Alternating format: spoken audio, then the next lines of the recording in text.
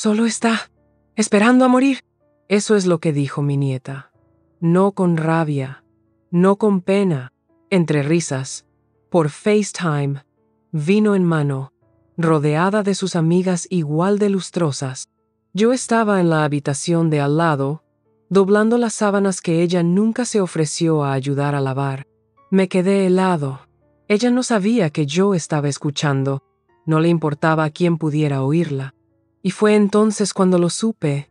Esta chica a la que había criado con todo mi amor y toda mi vida, nunca merecería lo que estaba a punto de dejar atrás. Así que abrí el archivador y me puse a trabajar. Antes de seguir adelante, suscríbete al canal y dale a la campana, y si tienes historias similares, compártelas en los comentarios. Acababa de volver de mi paseo matutino, 2 vueltas a la manzana, un hábito que había adquirido no para ponerme en forma, sino por la tranquilidad de oír mis propios pasos. Cuando Jasmine entró, no llamó a la puerta. Solo el tintineo de sus llaves y el ruido de sus botas sobre las baldosas de la entrada. «He traído croissants», dijo, dejando caer una bolsa de papel sobre la isla de la cocina. No se dio cuenta de que ya había hecho pan de plátano. Ella nunca lo hizo. Jasmine era la única hija de mi hija. Cuando mi hija falleció, acogí a Jasmine, que solo tenía 6 años y era tan desgarradoramente pequeña, como si su dolor hubiera impedido su crecimiento. Le di mi casa, mi tiempo, mi paciencia. Cobré anticipadamente una parte de mi jubilación para que pudiera ir al colegio privado con el que su madre soñó una vez. Preparé sus almuerzos, asistí a sus recitales, y cuando cumplió 18 años le di una modesta herencia, para que construyera algo. Construyó posts de Instagram, desde Bali, desde París, desde el yate de otra persona. Nunca la juzgué en voz alta, ni una sola vez, porque el amor a veces es silencioso, perdurable, esperanzador. Pero esa esperanza terminó en el momento en que la oí decir lo que dijo. Era un domingo por la tarde. Yo estaba en el pasillo, doblando toallas aún calientes de la secadora. Jasmine estaba en el salón, FaceTiming con 2 chicas que parecían pertenecer a un cartel publicitario, todo contorno y escote y desprendimiento de ojos de par en par. No estaba escuchando a escondidas, no a propósito. Pero entonces ella lo dijo. Ella solo está esperando a morir. Como, ¿qué otra cosa hacen los viejos? Había risas, cacareos, agudos, viciosos. Jasmine siguió adelante. Cuando se haya ido, voy a rehacer todo el lugar. Lo primero que quemaré será ese feo jardín. Huele a perro mojado y a depresión. Otra carcajada. Luego, incluso teje para esa extraña chica de al lado. Esa chica Lara. Probablemente piensa que está salvando el mundo con hilo. Me quedé inmóvil. Tenía una toalla doblada en las manos. Mi respiración se hizo más lenta, pero no por miedo. Era algo más frío, una claridad, como el cristal que se asienta tras una grieta. No sabía que la había oído. No me vio allí de pie, a 1 metro de distancia. Subí las escaleras. Mi cuerpo se sentía extraño, como si perteneciera a alguien mayor, más pesado. Dentro del armario de mi habitación había un armario alto marrón, cerrado. Lo abrí. Dentro, mi testamento original, la escritura de propiedad, mis documentos bancarios, la tarjeta de mi abogado y la nota que escribí pero nunca envié cuando Jasmine dejó la universidad. Coloqué los papeles como un puzzle. Los miré. Respiré. Luego cogió el bolígrafo. Jasmine no notó el cambio de inmediato. A la semana siguiente vino 2 veces. Una para pedirme prestado un vestido para un brunch de influencers y otra para dejarme un folleto de una subasta silenciosa que quería que patrocinara. Asentí con la cabeza, le di un té y fingí que nada había cambiado. Pero todo lo había. Para entonces, ya me había reunido con mi abogado. Había reescrito mi testamento. No reescrito. El nombre de Jasmine, que antes figuraba cuidadosamente como única heredera, había sido eliminado con un trazo tan deliberado que parecía quirúrgico. Establecí un fideicomiso en vida para mi casa, nombrando a Lara como beneficiaria. E hice una cosa más. Escribí una cláusula, con efecto inmediato, que prohibía a Jasmine acceder a nada, ni a la casa, ni al coche, ni un céntimo, si alguna vez me declaraban incapacitado. Jasmine, mientras tanto, planeaba su futuro en mi salón. Estoy pensando en tonos neutros suaves con toques dorados aquí, me dijo una tarde, de pie en la puerta, con la linterna de su teléfono proyectando un resplandor filtrado sobre mi papel pintado. Una vez que sea mío, no te importa si lo vuelvo a pintar todo, ¿verdad? Levanté la vista de mi labor. Por supuesto que no, dije suavemente. Pinta lo que quieras, cuando sea tuyo. Sonrió, ajena a la silenciosa crueldad que había debajo. Lara vino a la mañana siguiente. Tímida, como siempre, llevaba una sudadera con capucha demasiado grande y mangas demasiado largas para sus brazos y una bolsa de lona llena de comida que yo no había pedido pero que siempre agradecía. Teníamos un acuerdo. Yo le pagaba un pequeño estipendio semanal, pero ella siempre me traía más de lo que le pedía: té extra, hierbas frescas, a veces regalitos como marcapáginas o flores prensadas. Era tranquila, delicada, pero nunca aburrida, y Jasmine una vez había hecho de su vida un infierno. Me gusta ayudar, decía siempre Lara. No me importa. Lo hizo, por supuesto, pero había aprendido, como yo, que a veces la dignidad se parece al silencio. La invité a quedarse a comer. Le enseñé a coser un dobladillo ciego y a preparar té de jazmín de hojas sueltas. Sonrió suavemente, asimilándolo todo. Sus dedos temblaban ligeramente cuando sujetaba el hilo. Me recordó a Jazmín, hace mucho tiempo, antes de que floreciera la vanidad y desapareciera la empatía. Esa tarde llamé a mi notario y finalicé el fondo universitario.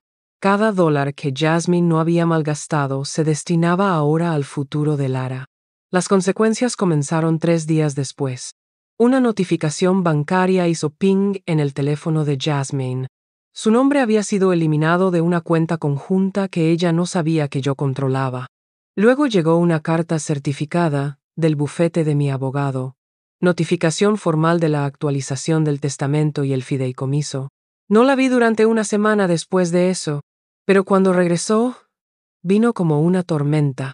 «Nana», dijo, con la voz temblorosa de rabia. «¿Qué demonios es esto?» No fingí confusión. No levanté la vista de mi té. «¿Me estás echando?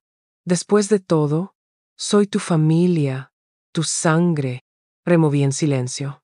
Dejé que la cuchara tintineara una vez. La voz de Jasmine se quebró. «¿Esto es por esa estúpida friki tejedora? ¿Se lo estás dando todo a ella?» Finalmente la miré. «Se lo voy a dar a alguien que me vea como una persona, no un marcador de posición». Se paseaba por la habitación como un animal enjaulado. «No puedes hacer esto. Lo impugnaré. Estás senil. Esto es abuso de ancianos o algo así.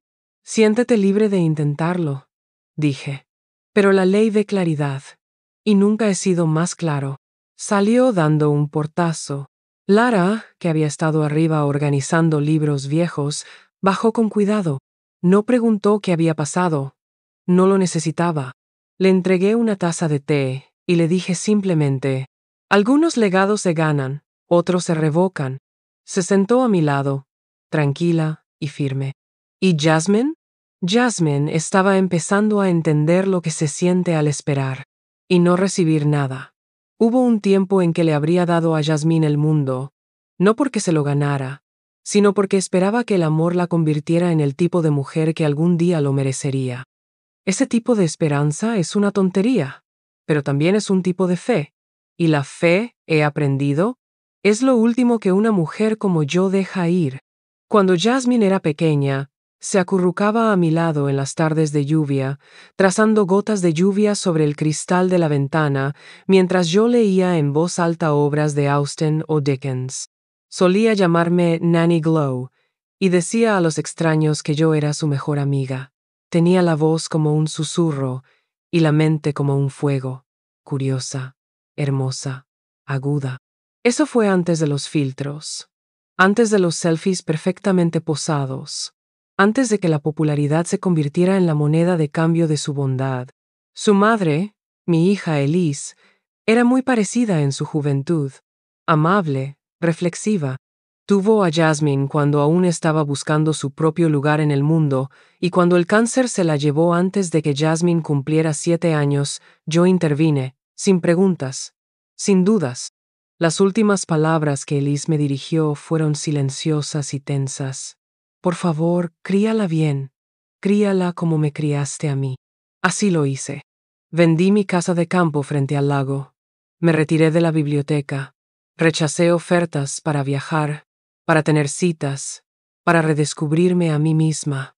Nada de eso importaba. Jasmine sí. Preparé almuerzos escolares con pequeñas notas escondidas dentro. Me senté en primera fila en todos los recitales. Horneé tartas de cumpleaños con forma de castillos. Dejé que pintara su habitación de morado porque insistía en que combinaba con su energía de princesa. Cuando tenía 13 años, le compré un teléfono. Un inocente regalo de cumpleaños, pensé, para que estuviera segura en las excursiones escolares. Al cabo de unos meses, era una extraña para mí. Movía los ojos. Respuestas de una sola palabra. Su habitación se convirtió en un altar digital a la validación.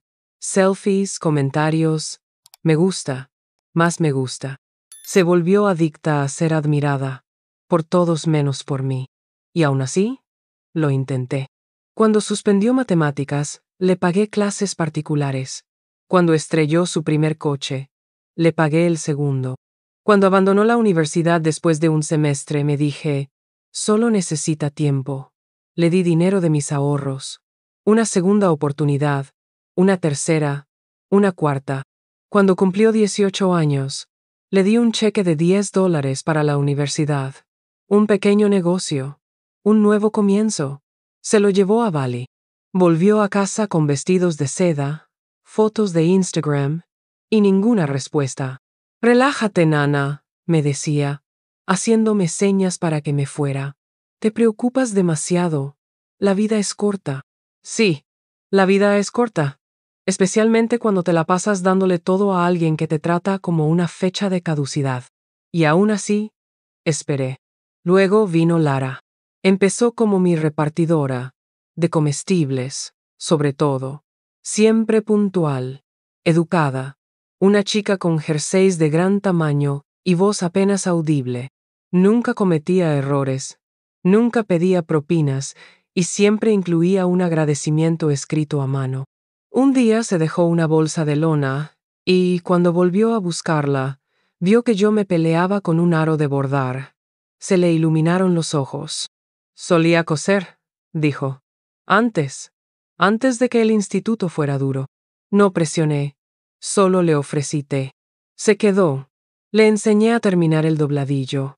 Nos sentamos juntas en silencio, dos mujeres de mundos diferentes, una despojándose de su pasado, la otra recuperando el suyo. Ese se convirtió en nuestro nuevo ritmo. Todos los domingos. Té y costura. Silencio e historias. Más tarde supe que Jasmine la había acosado una vez. La convirtió en el hazmerreír de los pasillos del instituto. Basura en zapatos de segunda mano, Jasmine había dicho. Pensé en las manos temblorosas de Lara, en la forma en que cosía como si estuviera reparando algo más que tela. Pensé en la risa de Jasmine, fría y hueca, resonando en mi salón mientras se burlaba de nosotras dos. Ese fue el momento en que se rompió la presa. Sin rabia, sin gritos. Solo una tranquila decisión tomada con una hoja de té de jazmín. Esa noche abrí el archivador. Extendí los papeles. Miré mi testamento, el que Jasmine no conocía. Lo leí una y otra vez. Luego cogí mi bolígrafo. Escribí una cláusula que Lara nunca esperaría. Ella no pidió nada. Por eso se lo merecía todo. Algunos legados se heredan. Otros se ganan en silencio, puntada a puntada.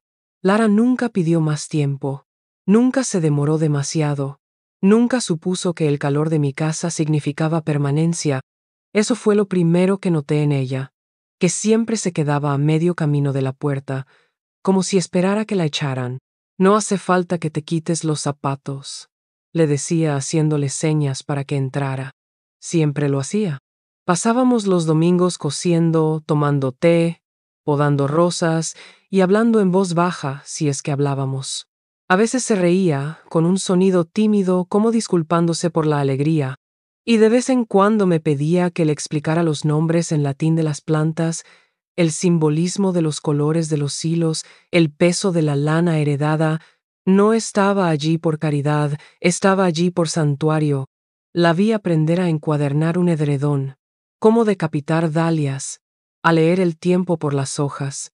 Y a su vez, yo también aprendí cosas que no me había permitido sentir en años. Recordé lo que era ser útil más allá de la obligación. Una tarde, mientras ordenábamos los plantones de primavera en hileras ordenadas, hizo una pausa y dijo: «Eres muy precisa». Me reí entre dientes. La maldición del bibliotecario. Me gusta el orden. Lara sonrió. Me hace sentir segura. Seguro. Una palabra que no había oído usar así en años. No en mi casa. No de Jasmine. Jasmine solía pisotear estos mismos senderos del jardín con tacones altos, hablando por teléfono, ladrando a los representantes del servicio técnico y riéndose de los memes. Pisaba hierbas. Rompía tallos de lavanda con sus bolsos y llamaba a mis hortensias malas hierbas geriátricas. Cuando le pedía que fuera amable, me hacía señas. Dios, Nana, solo son plantas. No eran solo plantas, era historia, era curación, era mía. Lara lo comprendió instintivamente.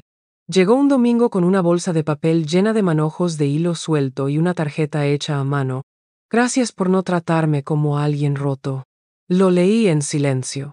Y más tarde esa noche, me senté en el jardín solo con una linterna y el testamento. Una vez había sido sencillo. Todo para Jasmine. La casa, los ahorros, el seguro, un legado transmitido a través de la sangre. Pero la sangre, he llegado a aprender, no siempre lleva el honor. Lo enmendé esa noche. La casa sería para Lara a través de un fideicomiso testamentario. Incluí un fondo para la universidad, no demasiado para abrumar, solo lo suficiente para respirar. No le dejé nada a Jasmine. Ni un centavo. Ni siquiera un candelabro. A la mañana siguiente, llamé a mi abogado y ultimé los cambios. Cuando volví a casa, Lara había dejado una lata de galletas de jengibre en el porche con una nota. Encontré tu vieja receta en la hemeroteca. Pensé en probarla. Esa lata, me di cuenta más tarde, significaba más para mí que cualquier ramo que Jasmine hubiera publicado. Una semana después, Jasmine se presentó sin avisar. Llevaba gafas de sol en interiores. Apestaba a perfume y a pánico. ¿Has visto mi Insta? Acabo de llegar a 70 seguidores. Alguien me ofreció un acuerdo de marca para esta línea de kombucha. ¿Puedes creerlo? No dije nada. Se paseó por la cocina como si fuera una sala de exposiciones. Abrió cajones. Se asomó a la despensa. Uf. Sigues comprando los aburridos cereales. De todos modos, estaba pensando que podría hacer una sesión de fotos en el jardín, como un ambiente rústico chic. Te etiquetaré si me acuerdo. Aún así, no dije nada. Se detuvo junto a la nevera, se fijó en el sobre legal prendido bajo un imán que rezaba: «Las mujeres bien portadas rara vez hacen historia». «¿Qué es esto?», preguntó cogiéndolo.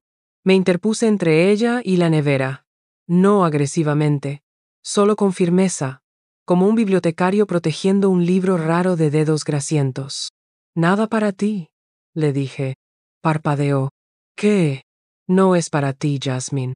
Su boca se abrió, se cerró. Frunció el ceño como un niño al que se le niega el postre. «¿Estás bien, Nana? Suenas apagada». Pasé junto a ella, cogí mi taza de té y me senté con ella cerca de la ventana. Jasmine se quedó helada. Nunca me había visto despedirla. No de ese modo. No sin un sermón o un sentimiento de culpa o una segunda oportunidad. Salió furiosa 5 minutos después. Esperaba llamadas, amenazas, y llegaron. textos llenos de erratas y rabietas. Pero no respondí. En lugar de eso, ayudé a Lara a coser el borde de su primera colcha. Cosimos en silencio mientras el viento se levantaba y hacía volar pétalos por el porche. «No tienes que darme nada», susurró. «No lo hago», dije. «Estoy devolviendo algo a la tierra». Ella no lo entendía. Entonces no, pero sonrió de todos modos. Esa noche pegué una segunda nota junto a la nevera. Decía: «Resulta que no estaba esperando a morir. Estaba esperando para dar todo lo que tenía a alguien que lo merecía. Y dormí mejor de lo que lo había hecho en años». Jasmine se enteró de la forma en que siempre lo hacen las chicas como ella, a través de cotilleos y capturas de pantalla. Todo empezó con la llamada de una amiga común de Lara que trabajaba a tiempo parcial en el registro civil local. Vio la actualización de mi testamento, la lista pública del nuevo fideicomiso. El nombre no era el de Jasmine, era el de Lara. Jasmine, por supuesto, pensó que era una broma. Se rió. Se hizo un selfie en su jeep con un capuchino y lo publicó con el pie de foto. «Lol, people be making up anything for clouche». Pero al anochecer, estaba paseando frente a mi puerta con la cara llena de rímel y gritando al teléfono. «¿Cambiaste el testamento? ¿Le diste la casa a la chica del supermercado? Ni siquiera estás muerto todavía». No abrí la puerta. Lara ya estaba allí, cosiendo en la terraza acristalada, sin inmutarse. Le serví té y dejé que Jasmine gritara a nadie. Luego llegaron los textos, desquiciados, en mayúsculas. «Estás enferma. Te han manipulado. Lara se está aprovechando de ti. Estás arruinando mi vida». Apagué el teléfono. Esa noche le dejé a Jasmine un sobre en la puerta con su nombre. Dentro había una tarjeta de débito prepago con $50. Una nota de mi puño y letra. «Para tu futuro. Tal vez quieras empezar a aprender a ganar uno de estos».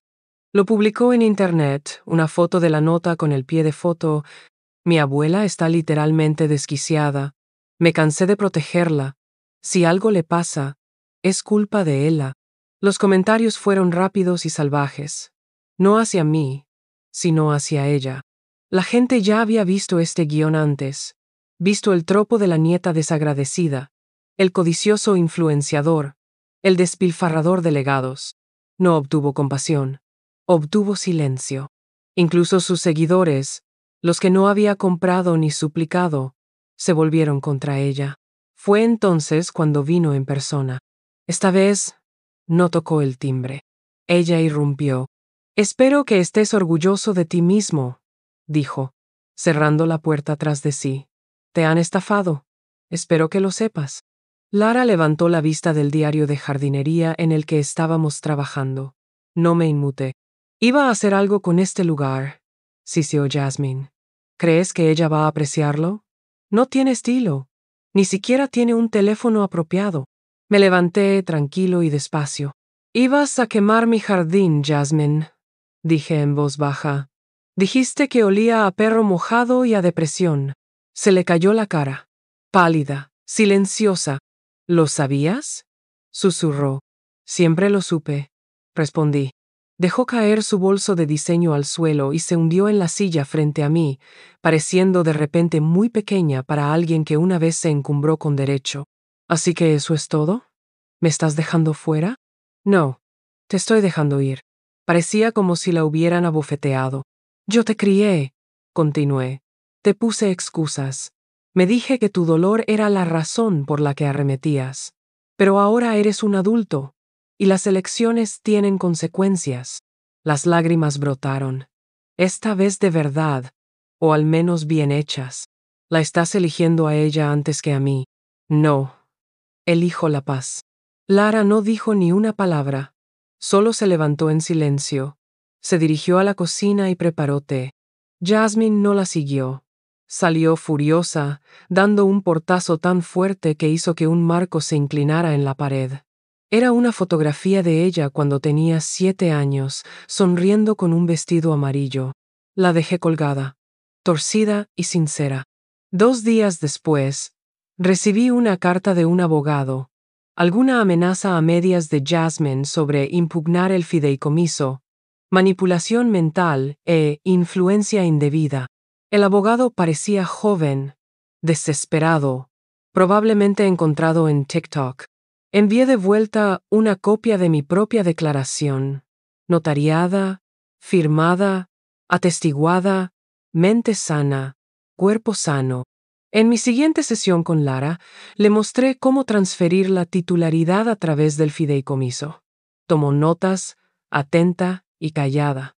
Nunca le conté todo lo que iba a recibir. Supuse que lo descubriría con el tiempo. La casa, las cuentas, las ediciones raras de la biblioteca, mis primeras ediciones de Plath, mi ejemplar anotado de Alfaro, el anillo de mi abuela, que aún descansa en la caja de terciopelo de mi cómoda. Algunas herencias no se dan, están protegidas. ¿Y Lara? Ella nunca preguntó lo que Jasmine hizo para ser cortada, nunca se regodeó, nunca preguntó, solo preparó té, recortaba rosas, preguntó qué colores de hilo resistían mejor a la luz del sol. Le dije la verdad. Las que no parecen llamativas al principio, dije, pero mantienen su color durante décadas. Jasmine no tardó en volver a intentarlo. Cuando las amenazas no funcionaron, recurrió a los sentimientos. Llegó una mañana con cruasanes de la panadería que me encantaba, llevando un suave jersey azul que no había tocado en años, el que le regalé cuando cumplió 16 años. He estado pensando, Nana, dijo, sin mirarme a los ojos. Sobre todo, la dejé sentarse. Que hable, que convierta su culpa en nostalgia. Sé que he estado distante, ingrato tal vez, pero somos familia. Tú me criaste. No borras a la gente así como así. Sonreí suavemente. No, Jasmine. Te borras a ti misma. Ella parpadeó. No lo entiendo. Te di tiempo, dinero, amor, y lo gastaste como calderilla. Lara me trajo té. Tú me trajiste expectativas. Uno de ustedes apareció. Ese fue el final de su civismo. En el momento en que se dio cuenta de que no podía volver a manipular, la máscara se resquebrajó. Lo estás arruinando todo. ¿Para qué? ¿Ese patético caso de caridad? Me puse de pie, lenta pero deliberadamente. Ese caso de caridad es la única persona que me ha preguntado cómo me siento en los últimos 5 años. La voz de Jasmine se volvió chillona. ¡Estás loco! Haré que te declaren incompetente. Casi me río. Necesitarás más que patrocinadores de kombucha y lágrimas de TikTok para eso, cariño. Se fue enfadada, otra vez. Esa vez no me enfadé. No sentí casi nada, solo una larga y suave exhalación de certeza. Esa noche, Lara me ayudó a empaquetar algunas cajas. Le dije que estaba planeando un pequeño retiro, una larga estancia en la vieja casa de campo de mi hermana cerca de Muskoka. Asintió con la cabeza, sin entrometerse, como siempre. ¿Quieres que riegue el jardín? No, le dije. Ahora es tuyo. Puedes cultivar lo que quieras. Una pausa. Me gustaría quedarme con las rosas, dijo en voz baja. Sonreí. Pues hazlo. Antes de irme, me paré en el estudio y miré todo a mi alrededor. Los libros se alineaban en las paredes como centinelas. La lámpara antigua, todavía con la misma bombilla que me había negado a cambiar. Jasmine siempre decía que era horrible. Lara había admirado la forma en que la luz proyectaba anillos dorados en el techo. Dejé todo en su lugar, sin grandes gestos, ningún discurso final, solo las llaves en un sobre, debajo de la nota de la nevera, la misma que había clavado meses atrás. Resulta que no estaba esperando a morir, estaba esperando para dar todo lo que tenía a alguien que se lo merecía. Pasó una semana, luego 2. Jasmine publicó un video en las redes sociales, llorando en su coche, afirmando que tenía el corazón roto y que había sido abandonada por la única persona que lo significaba todo. Los comentarios no fueron amables. El mundo se había cansado de esa narrativa, de las lágrimas de cocodrilo de personas que heredaron el derecho y derrocharon empatía. Nunca he visto el vídeo, En vez de eso, llamé al refugio donde trabajaba la madre de Lara. Hice una donación silenciosa en su nombre. La biblioteca local anunció un nuevo programa de lectura para niñas desfavorecidas. Se financió de forma anónima. En las semanas siguientes, Lara organizó su primer círculo de bordado. Los niños del barrio venían con hilos enredados y botones desparejados. Se sentó con ellos en el porche, el mismo que Jasmine llamó una vez vergonzosamente anticuado, y les enseñó a hacer nudos que se sostuvieran. Una mañana volví. Solo por un momento. No toqué el timbre. Solo me quedé en la acera y miré a través de la valla cómo Lara se arrodillaba en la tierra, sus dedos rozando las mismas rosas que Jasmine amenazaba con arrancar.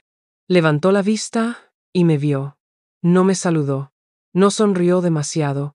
Se limitó a asentir con respeto, como alguien que entiende que las despedidas no siempre son necesarias cuando el final ya ha hablado por sí mismo. Me di la vuelta y me alejé.